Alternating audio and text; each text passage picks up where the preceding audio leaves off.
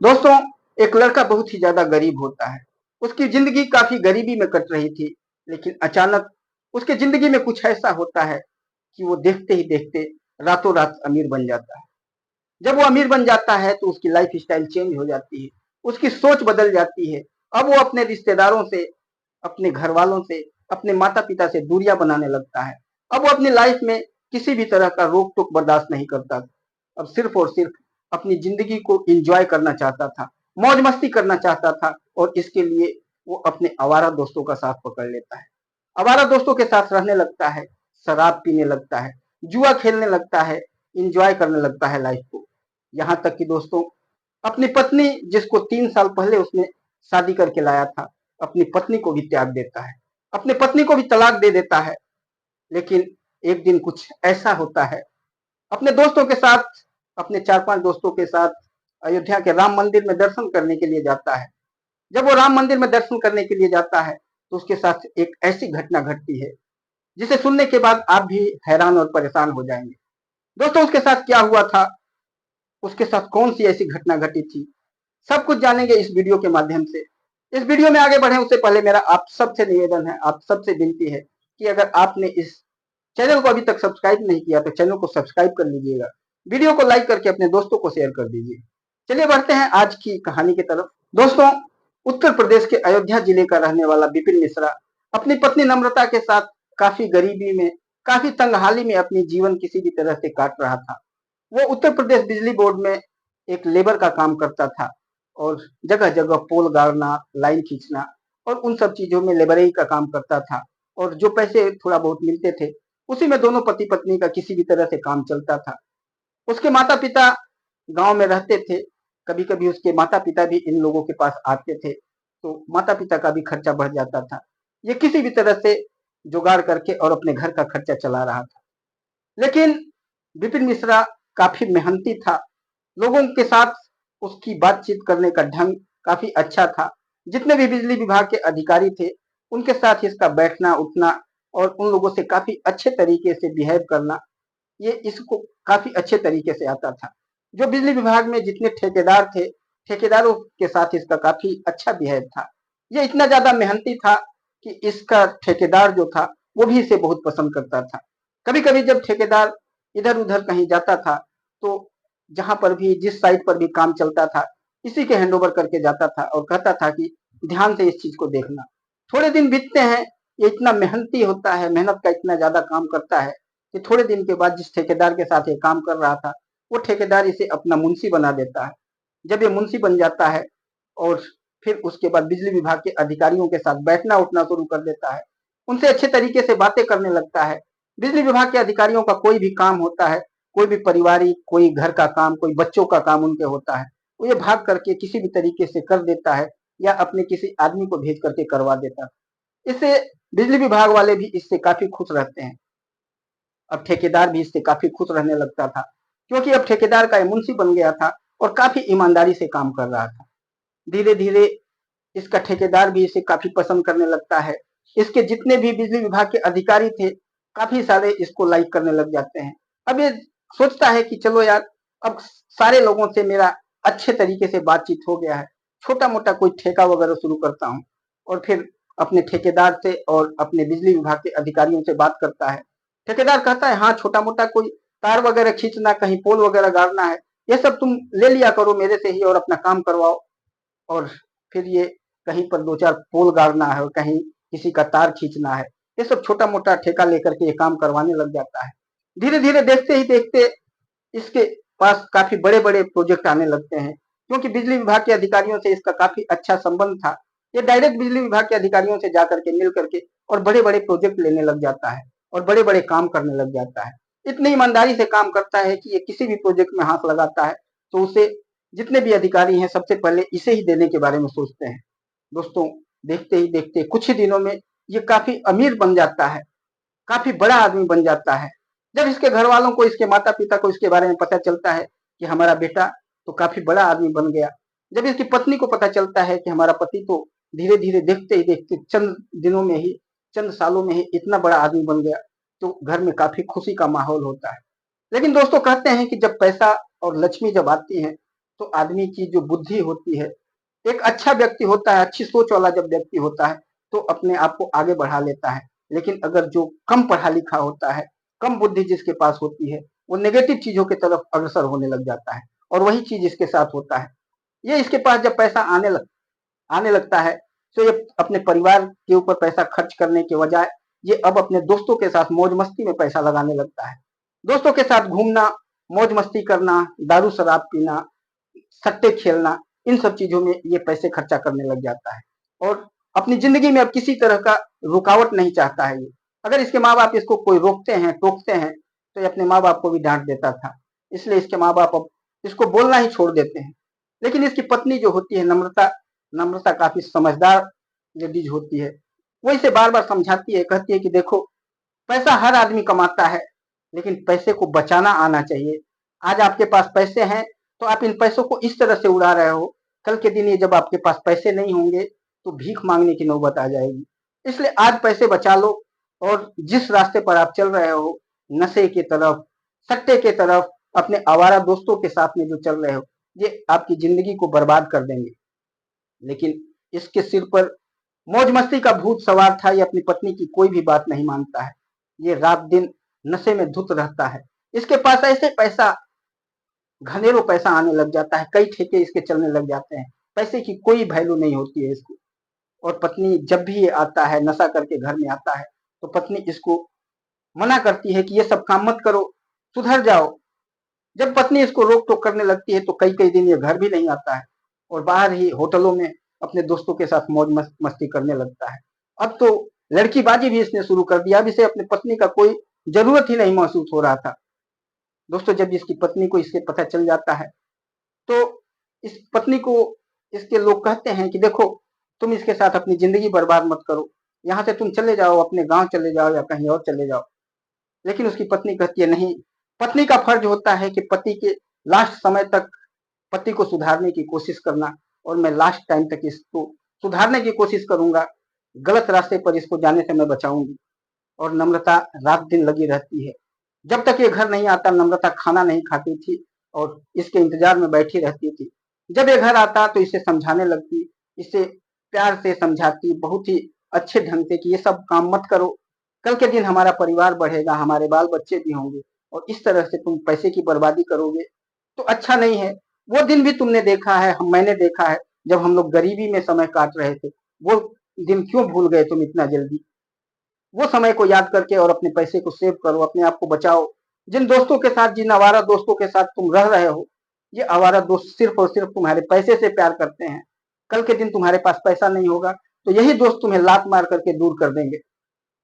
उसकी पत्नी उसे समझाती है, लेकिन उसे, उसके आंखों के ऊपर तो पैसे का जो पर्दा लगा हुआ था, उसे तो जिंदगी में और सिर्फ मौज मस्ती ही दिख रहा था। वो अपनी पत्नी को मारने पीटने लगता है, पत्नी के साथ मारपीट करने लग जाता है। अब पत्नी की कोई भी बात नहीं सुनता।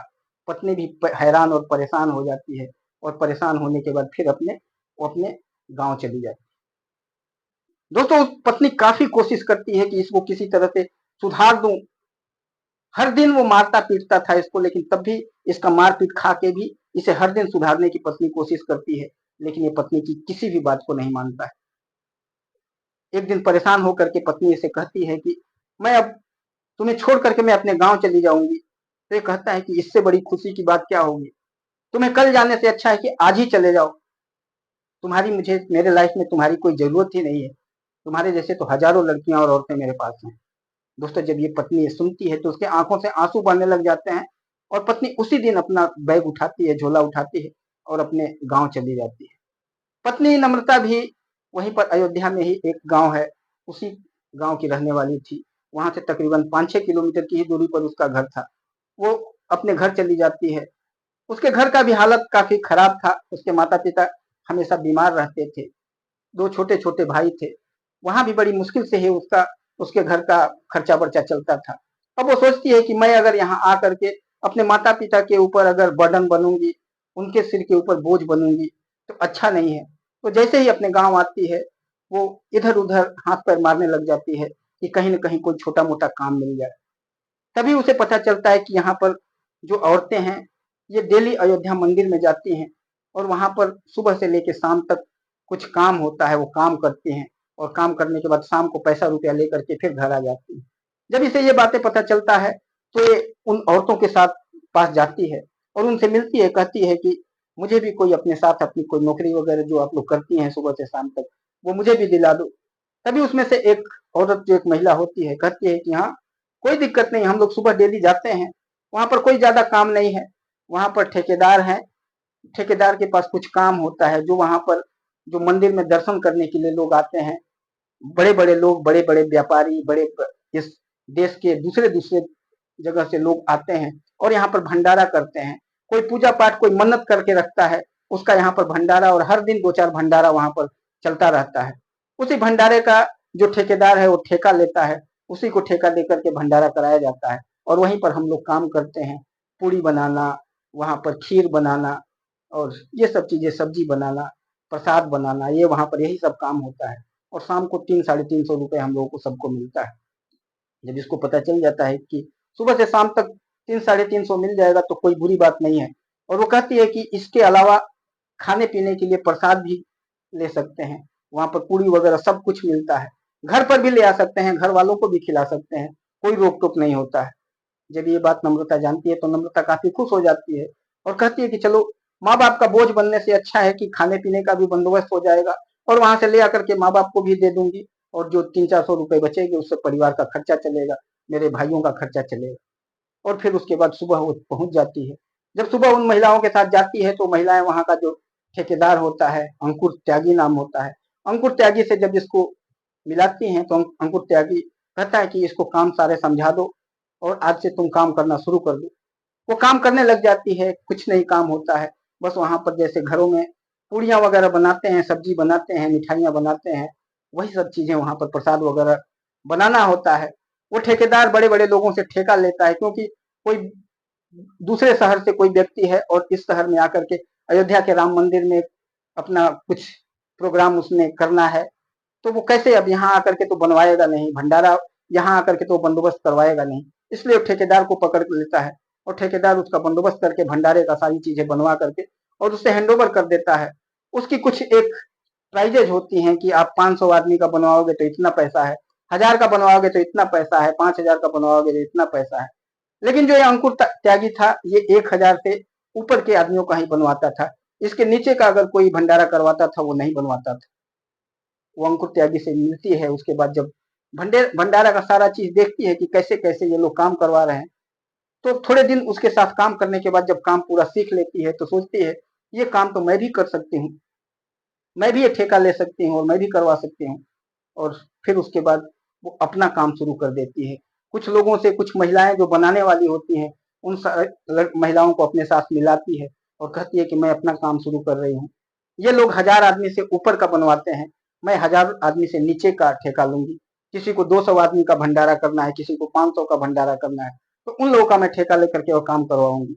महिलाएं सारी तैयार हो जाती हैं और नम्रता अब धीरे धीरे ये काम शुरू कर देती है। जितने भी इस बर्तन भाड़े वगैरह जो भी खरीदने होते हैं, सारी चीजें खरीद लेती है और खरीद करके ये काम शुरू कर देती है। काफी अच्छा काम इसका चलने लगता है।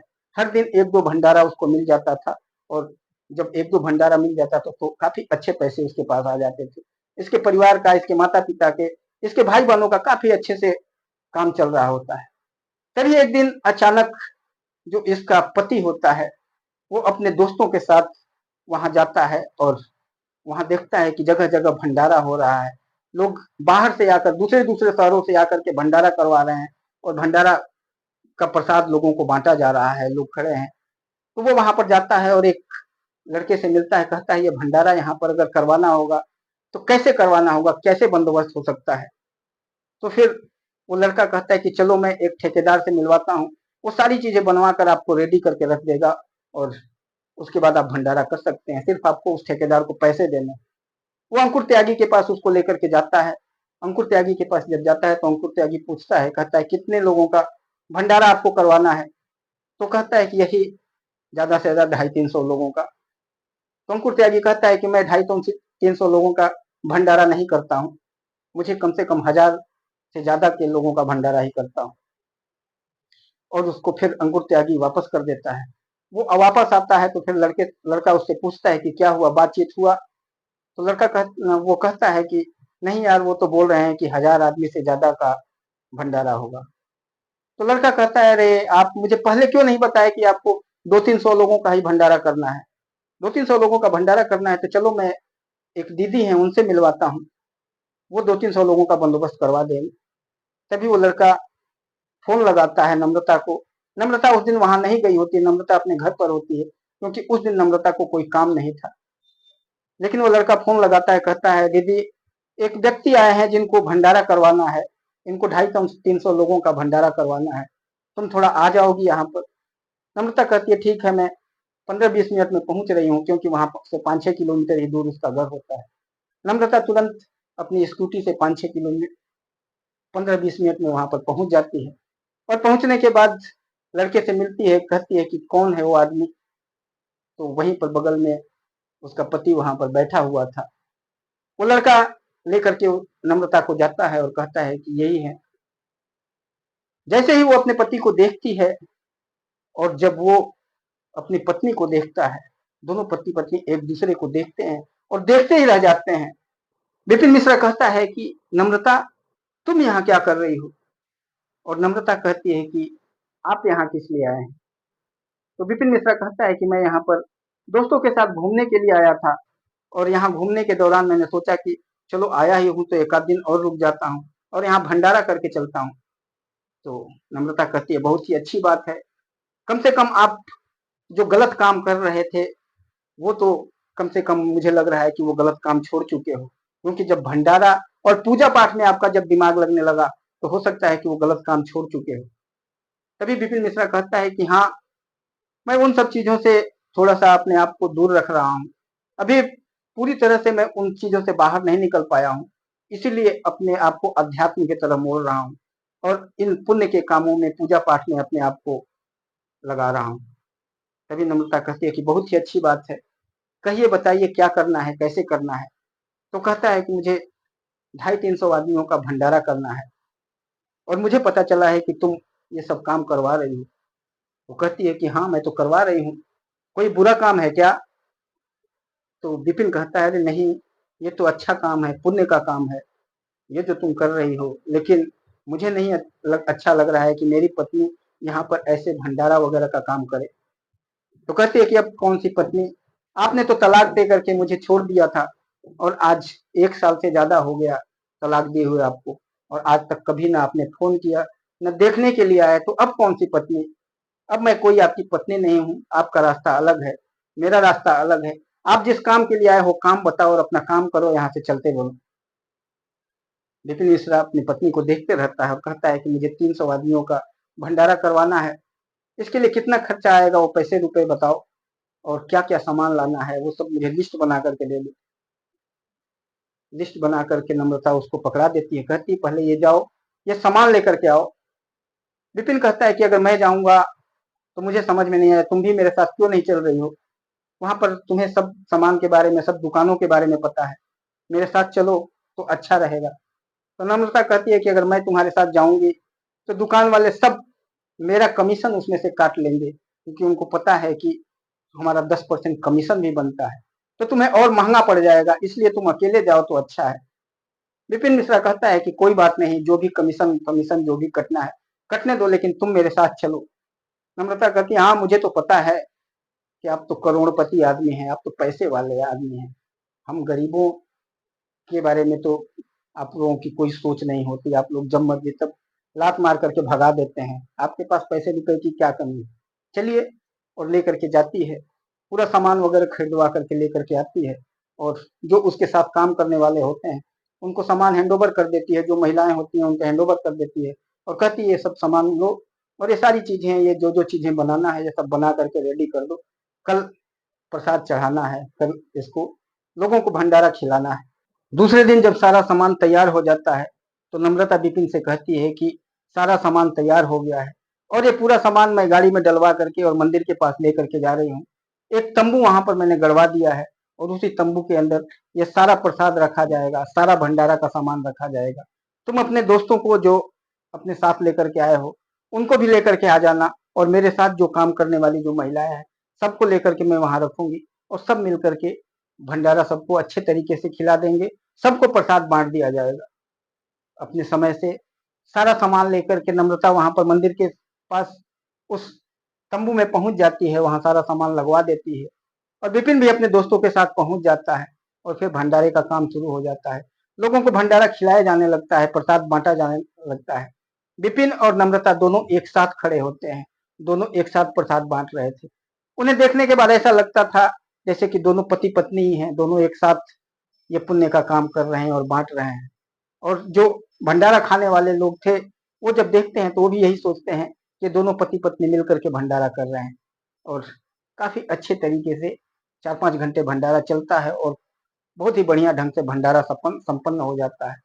जब सारे लोग खा पी करके चले जाते हैं तो विपिन नम्रता से कहता है, नम्रता बहुत बहुत तुम्हारा धन्यवाद, तुम्हारे वजह से भंडारा काफी अच्छे तरीके से संपन्न हो गया है। अब तुम मुझे ये बता दो, बाकी लोगों का तो मैंने पैसा वगैरह सब कुछ दे ही दिया है, अब तुम मुझे ये बता दो कि तुम्हारा पैसा वगैरह कितना देना है।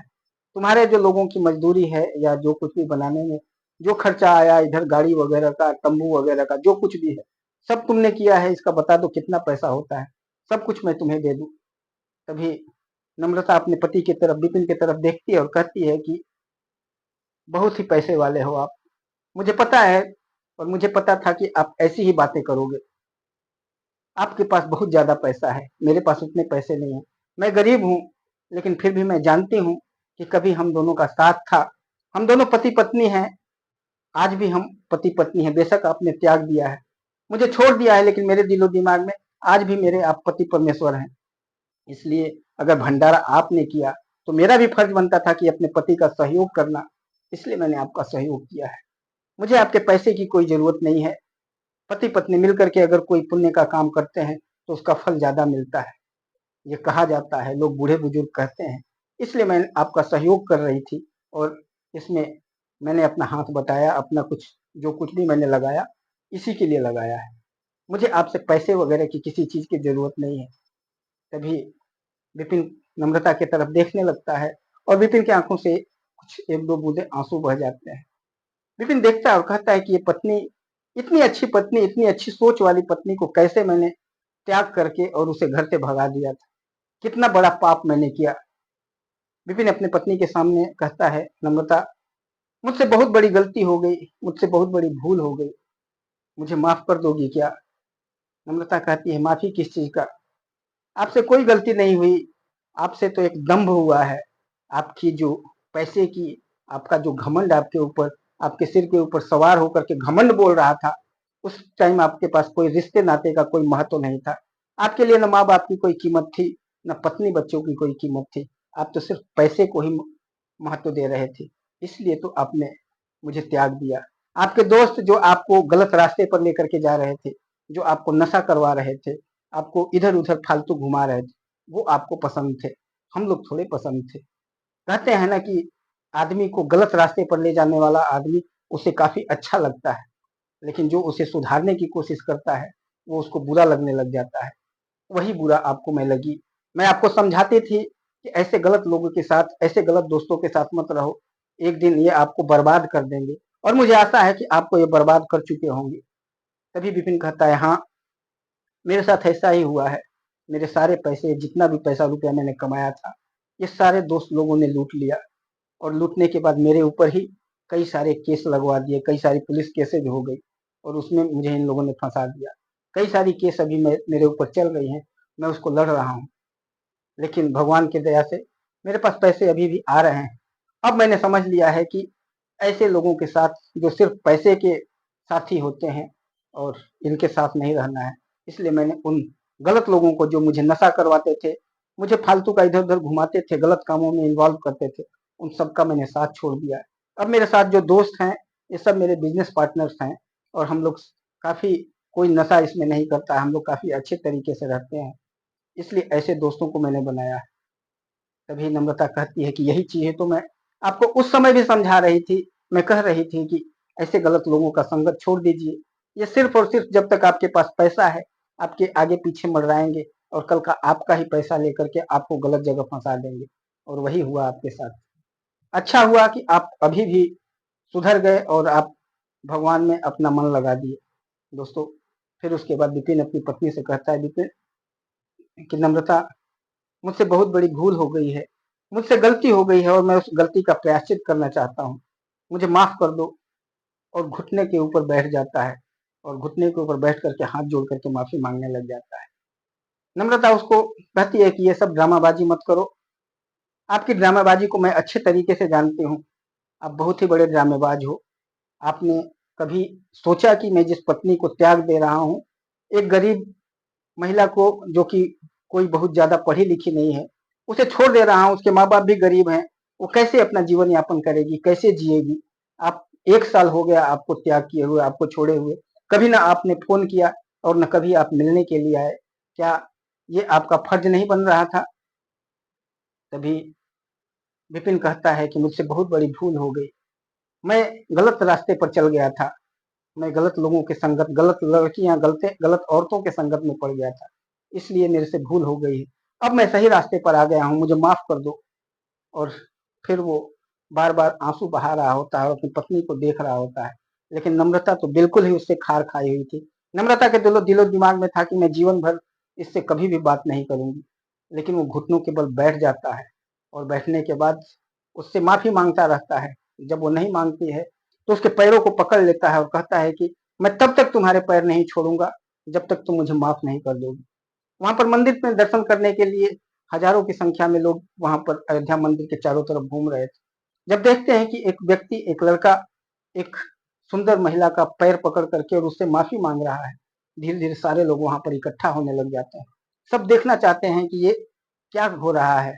और जब सारे लोग वहां पर उसके पास इकट्ठा हो जाते हैं, घेरा बना लेते हैं, तभी कहते हैं कि भाई, तुमने बहुत बड़ी गलती किया, इतनी सुंदर और इतनी खुशहाल पत्नी को छोड़ करके तुम किस दुनिया में भ्रमण करने लग गए थे, किन आवारा लड़कियों के, औरतों के चक्कर में तुम पड़ गए थे, किन आवारा दोस्तों के चक्कर में पड़ गए थे। कौन है पागल जो इतनी सुंदर अपनी पत्नी को छोड़ेगा? तुमसे बहुत बड़ी भूल हो गई है और ये भूल का तुम्हें प्रायश्चित करना ही पड़ेगा। और बाकी फिर उसके बाद उसकी पत्नी को, नम्रता को भी लोग समझाते हैं, कहते हैं कि बहन, बेटी, इसको माफ कर दो, इससे भूल हो गई है, इससे गलती हो गई है, ये अपने गलती का प्रायश्चित कर रहा है। पति पत्नी का रिश्ता ही ऐसा होता है कि दोनों को अपनी आंखें बंद करके कभी न कभी एक दूसरे को माफ करना पड़ता है, तभी ये जिंदगी की जो गाड़ी है सही ढंग से, स्मूथ तरीके से रन करती है। दोस्तों, जब सारे लोग ये सब बातें करने लगते हैं और नम्रता भी जब सुनती है ये सारे लोगों की बातें, तो फिर इसके कंधे को पकड़ करके और इसे ऊपर उठाती है। और ऊपर उठाने के बाद नम्रता के भी आंखों से आंसू बहते हैं, इसके भी आंखों से आंसू बह रहे थे। दोनों एक झटके से एक दूसरे के सीने से चिपक जाते हैं, एक दूसरे के गले लग जाते हैं और काफी देर तक रोते रहते हैं। और जब रोने के बाद पूरे अपने आंसुओं की धारा को बहा लेते हैं और उसके बाद जब एक दूसरे से अलग होते हैं, तो वहां पर जितने इकट्ठा लोग थे सारे लोग तालियां बजाने लगते हैं और कहते हैं, भगवान का जय जयकारा लगाते हैं और कहते हैं कि आज भगवान राम ने अपने जगह पर, अपने जन्मस्थली पर बुला करके और दो बिछड़े हुए प्रेमियों को मिला दिया। ये है हमारे प्रभु की माया। और जय श्री राम के नारे से वो एरिया, वो जहाँ पर ये लोग मिले हुए थे अयोध्या मंदिर के सामने, पूरा एरिया जय श्री राम के नारे से गूंज जाता है। दोस्तों, पति पत्नी मिल जाते हैं और उसके बाद फिर वहां से खुशी खुशी अपने घर के लिए चलने लगते हैं। जब घर के लिए चलने लगते हैं तभी नम्रता पीछे मुड़ती है और अपनी सहेलियों से कहती है, बहन, मैं जा रही हूँ और मैं जानती हूँ अपने पति को कि मेरे पति कितने बिगड़ैल इंसान हैं, जो एक बार कह देते हैं उससे पीछे नहीं हटते हैं। इन्होंने कह दिया है कि मैं तुम्हें ले करके जाऊंगा ही, तो ये मुझे ले करके ही जाएंगे और मैं अपने ससुराल चली जाऊंगी।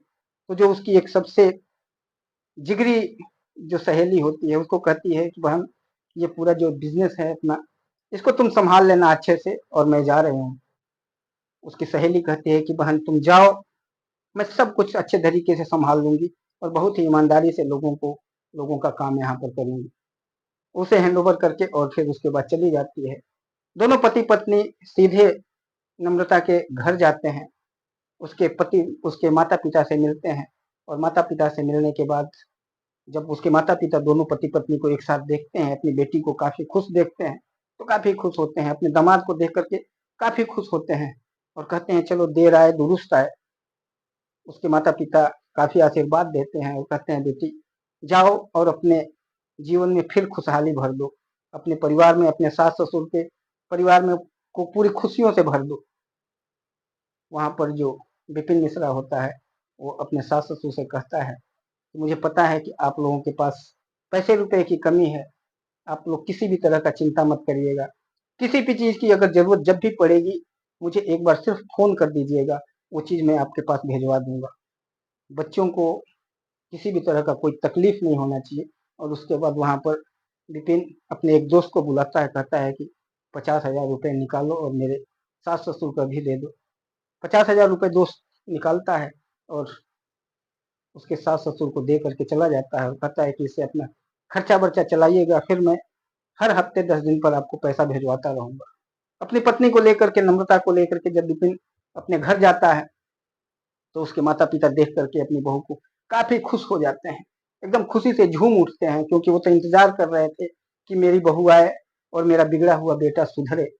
जब बहू आती है तो बहू का बहुत ही आदर सत्कार के साथ उसका स्वागत किया जाता है और एक छोटी सी पार्टी ऑर्गेनाइज किया जाता है।